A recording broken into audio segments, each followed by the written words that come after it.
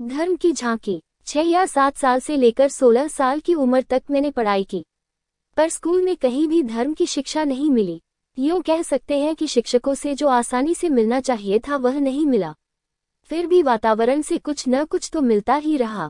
यहाँ धर्म का उदार अर्थ करना चाहिए। धर्म अर्थात आत्मबोध, आत्मज्ञान। में वैष्णव संप्रदाय में जन्मा था, इसलिए हवेली में जाने के प्रसंग बार बार आते थे, पर उसके प्रति श्रद्धा उत्पन्न नहीं हुई। हवेली का वैभव मुझे अच्छा नहीं लगा। हवेली में चलने वाली अनीति की बातें सुनकर मन उसके प्रति उदासीन बन गया। वहां से मुझे कुछ भी न मिला, पर जो हवेली से न मिला वह मुझे अपनी धाय रंभा से मिला। रंभा हमारे परिवार की पुरानी नौकरानी थी। उसका प्रेम मुझे आज भी याद है। मैं ऊपर कह चुका हूँ कि मुझे भूत प्रेत आदि का डर लगता था। रंभा ने मुझे समझाया कि इसकी दवा रामनाम है। मुझे तो रामनाम से भी अधिक श्रद्धा रंभा पर थी, इसलिए बचपन में भूत प्रेत आदि के भय से बचने के लिए मैंने रामनाम जपना शुरू किया। ये जब बहुत समय तक नहीं चला, पर बचपन में जो बीज बोया गया वह नष्ट नहीं हुआ। आज रामनाम मेरे लिए अमोघ शक्ति है। मैं मानता हूँ कि उसके मूल में रंभाबाई का बोया हुआ बीज है। इसी अरसे में मेरे चाचाजी के एक लड़के ने, जो रामायण के भक्त थे, हम 2 भाइयों को राम रक्षा का पाठ सिखाने की व्यवस्था की। हमने उसे कंठाग्र कर लिया और स्नान के बाद उसके नित्यपाठ का नियम बनाया। जब तक पोरबंदर रहे ये नियम चला। राजकोट के वातावरण में ये टिक न सका। इस क्रिया के प्रति भी खास श्रद्धा नहीं थी। अपने बड़े भाई के लिए मन में जो आदर था उसके कारण और कुछ शुद्ध उच्चारणों के साथ राम रक्षा का पाठ कर पाते हैं, इस अभियान के कारण पाठ चलता रहा। पर जिस चीज का मेरे मन पर गहरा असर पड़ा वह था रामायण का पारायण। पिताजी की बीमारी का थोड़ा समय पोरबंदर में बीता था। वहां वे रामजी के मंदिर में रोज रात के समय रामायण सुनते थे। सुनाने वाले बिलेश्वर के लाधा महाराज नामक एक पंडित थे। वे रामचंद्र जी के परम भक्त थे। उनके बारे में ये कहा जाता था कि उन्हें कोढ़ की बीमारी हुई तो उसका इलाज करने के बदले उन्होंने बिलेश्वर महादेव पर चढ़े हुए बेलपत्र लेकर कोढ़ वाले अंग पर बांधे और केवल रामनाम का जप शुरू किया। अंत में उनका कोढ़ जड़मूल से नष्ट हो गया। ये बात सच हो या न हो, हम सुनने वालों ने तो सच ही मानी। ये भी सच है कि जब लाधा महाराज ने कथा शुरू की तब उनका शरीर बिल्कुल निरोग था। लाधा महाराज का कंठ मीठा था। वे दोहा चौपाई गाते और अर्थ समझाते थे। उस समय मेरी उम्र 13 साल की रही होगी, पर याद पड़ता है कि उनके पाठ में मुझे खूब रस आता था। ये रामायण श्रवण रामायण के प्रति मेरे अत्यधिक प्रेम की बुनियाद है। आज मैं तुलसीदास की रामायण को भक्तिमार्ग का सर्वोत्तम ग्रंथ मानता हूँ। कुछ महीनों के बाद हम राजकोट आए। वहाँ रामायण का पाठ नहीं होता था। एकादशी के दिन भागवत जरूर पढ़ी जाती थी। मैं कभी कभी उसे सुनने बैठता था, पर भज्जी रस उत्पन्न नहीं कर सके। आज मैं ये देख सकता हूँ कि भागवत एक ऐसा ग्रंथ है जिसके पाठ से धर्म रस उत्पन्न किया जा सकता है।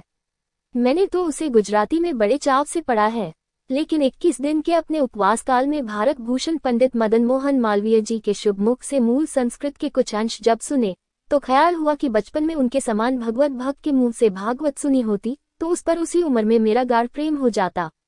बचपन में पड़े हुए शुभ अशुभ संस्कार बहुत गहरी जड़ें जमाते हैं, इसे मैं खूब अनुभव करता हूँ, और इस कारण उस उम्र में मुझे कई उत्तम ग्रंथ सुनने का लाभ नहीं मिला, सो अब अखरता है। राजकोट में मुझे अनायास ही सब संप्रदायों के प्रति समान भाव रखने की शिक्षा मिली। मैंने हिंदू धर्म के प्रत्येक संप्रदाय का आदर करना सीखा, क्योंकि माता पिता वैष्णव मंदिर में, शिवालय में और राम मंदिर में भी जाते और भाइयों को भी साथ ले जाते या भेजते थे। फिर पिताजी के पास जैन धर्माचार्यों में से भी कोई न कोई हमेशा आते रहते थे। पिताजी उन्हें भिक्षा भी देते थे। वे पिताजी के साथ धर्म और व्यवहार की बातें किया करते थे। इसके सिवा पिताजी के मुसलमान और पारसी मित्र भी थे। वे अपने अपने धर्म की चर्चा करते और पिताजी उनकी बातें सम्मानपूर्वक और अक्सर रसपूर्वक सुना करते थे। नस्ब होने के कारण ऐसी चर्चा के समय मैं अक्सर हाजिर रहता था। इस सारे वातावरण का प्रभाव मुझ पर यह पड़ा कि मुझ में सब धर्मों के लिए समान भाव पैदा हो गया। एक ईसाई धर्म अपवाद रूप था, उसके प्रति कुछ अरुचि थी। उन दिनों कुछ ईसाई हाईस्कूल के कोने पर खड़े होकर व्याख्यान दिया करते थे। वे हिंदू देवताओं की और हिंदू धर्म को मानने वालों की बुराई करते थे। मुझे वह असह्य मालूम हुआ। मैं एक आध बार ही व्याख्यान सुनने के लिए खड़ा रहा होऊंगा, दूसरी बार फिर वहां खड़े रहने की इच्छा न हुई। उन्हीं दिनों एक प्रसिद्ध हिंदू के ईसाई बनने की बात सुनी। गांव में चर्चा थी कि उन्हें ईसाई धर्म की दीक्षा देते समय गोमांस खिलाया गया और शराब पिलाई गई। उनकी पोशाक भी बदल दी गई और ईसाई बनने के बाद वे भाई कोट पतलून और अंग्रेजी टोपी पहनने लगे। इन बातों से मुझे पीड़ा पहुंची। जिस धर्म के कारण गोमांस खाना पड़े, शराब पीनी पड़े और अपनी पोशाक बदलनी पड़े, उसे धर्म कैसे कहा जाए? मेरे मन ने ये दलील की। फिर यह भी सुनने में आया कि जो भाई ईसाई बने थे, उन्होंने अपने पूर्वजों के धर्म की, रीति रिवाजों की और देश की निंदा करना शुरू किया था। इन सब बातों से मेरे मन में ईसाई धर्म के प्रति अरुचि उत्पन्न हो गई। इस तरह यद्यपि दूसरे धर्मों के प्रति संभाव जागा, फिर भी यह नहीं कहा जा सकता कि मुझमें ईश्वर के प्रति आस्था थी। इन्हीं दिनों पिताजी के पुस्तक संग्रह में से मनुस्मृति का भाषांतर मेरे हाथ में आया। उसमें संसार की उत्पत्ति आदि की बातें पढ़ी। उन पर श्रद्धा नहीं जमी, उल्टे थोड़ी नास्तिकता ही पैदा हुई। मेरे दूसरे चाचाजी के लड़के की, जो अभी जीवित है, बुद्धि पर मुझे विश्वास था। मैंने अपनी शंकाएं उनके सामने रखी, पर वे मेरा समाधान न कर सके। उन्होंने मुझे उत्तर दिया, सयाने होने पर ऐसे प्रश्नों के उत्तर तुम खुद दे सकोगे। बालकों को ऐसे प्रश्न नहीं पूछने चाहिए। मैं चुप रहा। मन को शांति नहीं मिली। मनुस्मृति के खाद्य विषयक प्रकरण में और दूसरे प्रकरणों में भी मैंने वर्तमान प्रथा का विरोध पाया। इस शंका का उत्तर भी मुझे लगभग ऊपर के जैसा ही मिला। मैंने ये सोचकर अपने मन को समझा लिया कि किसी दिन बुद्धि खुलेगी, अधिक पढ़ूंगा और समझागा। उस समय मनुस्मृति को पढ़कर मैं अहिंसा तो सीख ही न सका।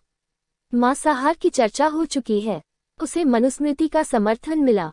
ये भी ख्याल हुआ कि सर्पादि और खटमल आदि को मारना नीति है।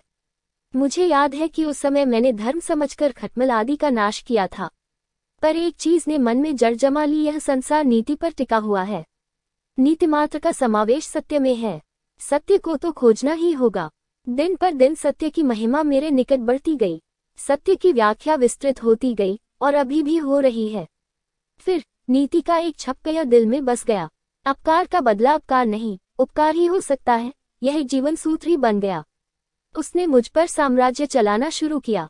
अपकारी का भला चाहना और करना, इसका मैं अनुरागी बन गया। इसके अनगिनत प्रयोग किए। वह चमत्कारी छपकया यह है, पानी आपने पाए, भलो भोजन तो दीजे, आवी नमावे शीश, दंडवत कोडे कीजे। आपन घासे दाम, काम महोरोनो करिए, आप उगारे प्राण, ते तना दैखमा मरिए। गुण केडे तो गुण दश गणो, मन, वाचा, कर्मे करी, अवगुण केडे जो गुण करे, ते जगमा जीत्यो सही। जो हमें पानी पिलाए, उसे हम अच्छा भोजन कराएं। जो आकर हमारे सामने सिर नवाए, उसे हम उमंग से दंडवत प्रणाम करें। जो हमारे लिए एक पैसा खर्च करे, उसका हम मुहरों की कीमत का काम कर दें। जो हमारे प्राण बचावे, उसका दैख दूर करने के लिए हम अपने प्राण तक निछावर कर दें। जो हमारा उपकार करे, उसका तो हमें मन, वचन और कर्म से 10 गुना उपकार करना ही चाहिए। लेकिन जग में सच्चा और सार्थक जीना उसी का है, जो उपकार करने वाले के प्रति भी उपकार करता है।